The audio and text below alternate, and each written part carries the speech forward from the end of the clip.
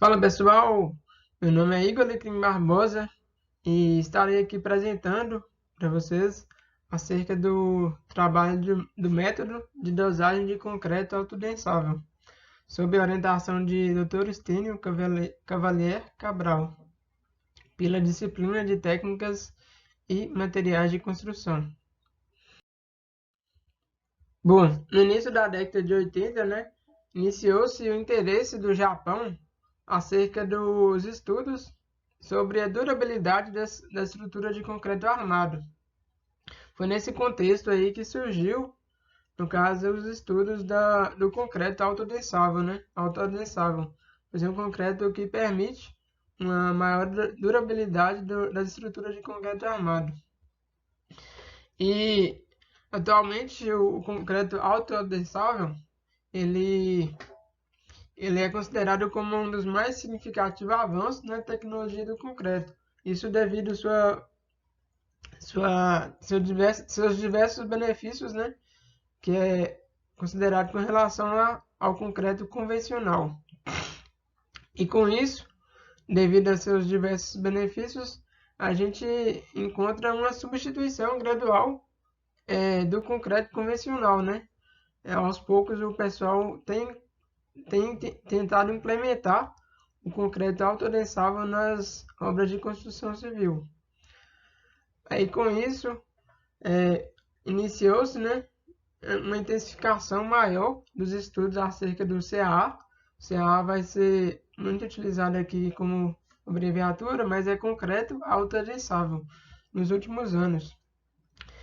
Ele, e com isso, diversos métodos de dosagens já estão disponíveis, né, que inclusive primordialmente o concreto autodensável, CAA, ele não tinha métodos muito eficazes, mas agora já possui alguns métodos simples e muito eficazes. E com isso, né, de acordo com a elaboração desses métodos foram surgindo diversos benefícios de forma direta ou indireta que o CAA dispõe sobre a construção civil. Aqui eu vou mostrar um pouquinho de algumas das vantagens de usar o CAA, concreto autodensável. Ele tem como característica, né, o próprio nome já diz, autodensável, ele é bem flexível e com isso uma das suas vantagens, por exemplo, é a eliminação da etapa de vibração. Essa etapa de vibração, com isso ela reduz a mão de obra, né? Não vai necessitar dessa etapa. Diminui também a poluição sonora, que é uma etapa que produz muito barulho mesmo. E, e também com isso acelera a construção, né? Devido à etapa de adensamento, pois o concreto é autoadensável. Além disso, ele também fornece um aumento da durabilidade, né? Devido ao alto adensamento, que evita, né, certas falhas, certos vazios entre, por exemplo, o concreto em si. E também ele possui, igual eu tinha comentado, ele possui mais flexibilidade. Ele possui mais liberdade de formas e dimensões. Por exemplo, para utilizar ele em obras com mais curvas e tal, o concreto autodensável é muito recomendado por isso. Ele é mais flexível com relação a se comparado ao concreto convencional. Há diversos métodos de dosagem atualmente do CAA e inicialmente a dosagem do CAA era apontada como ponto crítico do material, ou seja,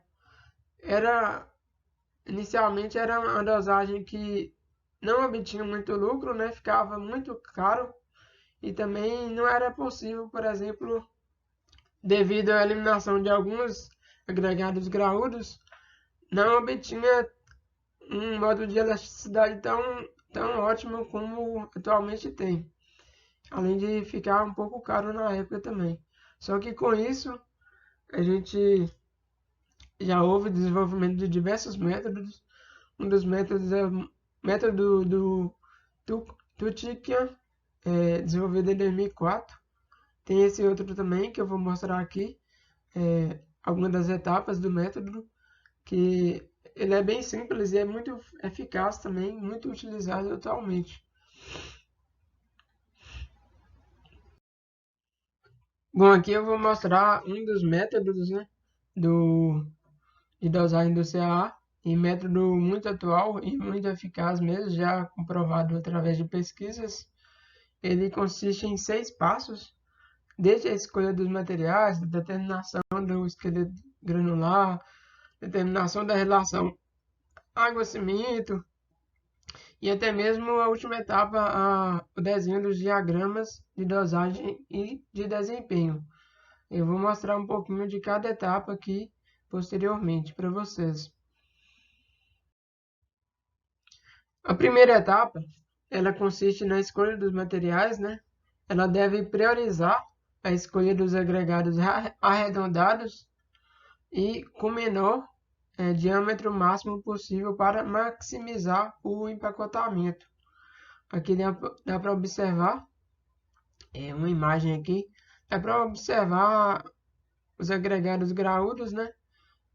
A dimensão deles, eles são pequenos mesmo, com diâmetro menor possível, né? Mas tem que levar em conta, no caso, a questão do diagrama final que tem que obter. E isso aqui facilita muito o autoadensamento do concreto, porque se obter um agregado graúdo muito grande, um diâmetro máximo grande, ele dificulta, de certa forma, o adensamento do concreto.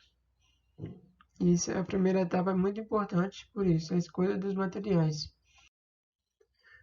Bom, a gente tem aqui a segunda etapa, que ela é responsável, ela é a determinação do esqueleto granular, ou seja, ela é responsável por determinar a proporção entre os dois materiais que possuam a menor quantidade de vazios possíveis.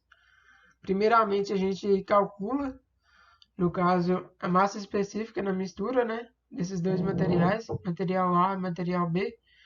Ele é calculado pela multiplicação da massa específica do material A multiplicado pela sua quantidade, mais a massa específica do material B multiplicado pela sua quantidade, no caso, dividido por 100.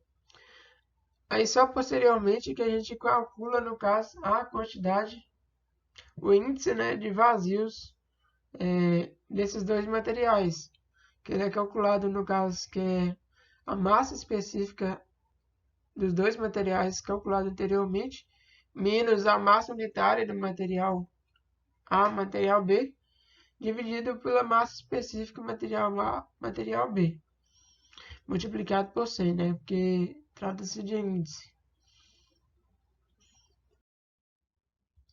A terceira etapa é a determinação da relação AC, água-cimento, ou do teor do aditivo superplastificante.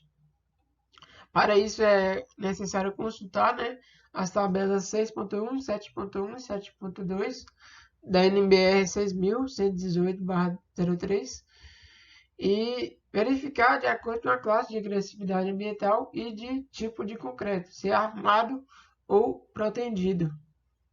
Essa tabela eu não coloquei aqui, mas é muito fácil de encontrar pela NBR. E após isso, após essa consulta, é necessário escolher, né, o traço intermediário para realizar a mistura de ajuste. E só para deixar claro aqui, é possível realizar outros aditivos, né, a escolha de outros aditivos, mas geralmente o que tem como preferência é aditivo superplastificante. É algo que já foi realizado pesquisas e já comprovado que é um ótimo aditivo aí para realizar juntamente com o concreto, colocar juntamente no concreto autodensável. A quarta etapa ela é a mistura dos traços rico, intermediário e pobre. Ela, no caso, determina determina a variável, né, da relação água-cimento. Após o encontro, é encontrar, no caso, a variável de dosagem do aditivo, encontrado anteriormente na terceira etapa. E após encontrar essa variável, é possível encontrar, no caso, a variável da relação água-cimento. E é nessa etapa também que é realizado os ensaios especiais para verificação, né, das propriedades de autoadensabilidade do concreto.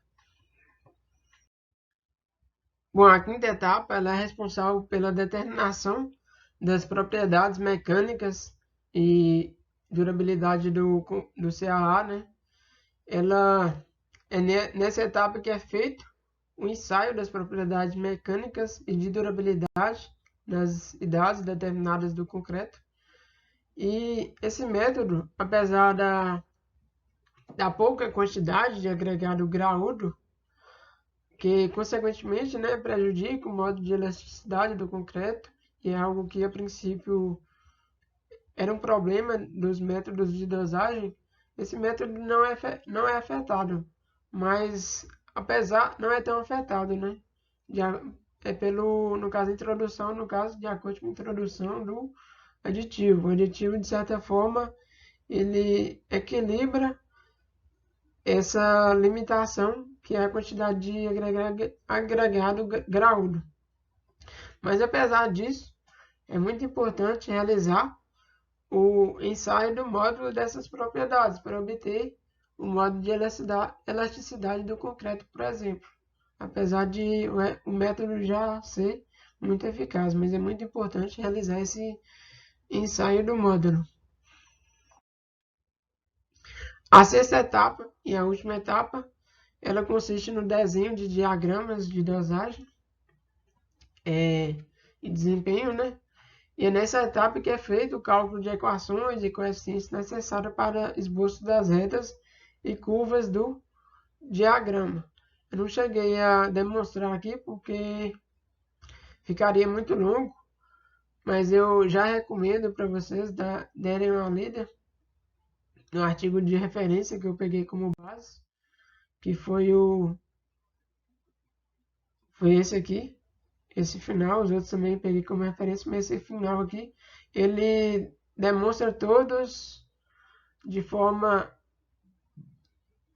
mais explorável, todos os passos a passo de cada método de dosagem. Mas fica aqui meu agradecimento, né? E podem enviar dúvidas caso tiverem também. Muito obrigado e até mais.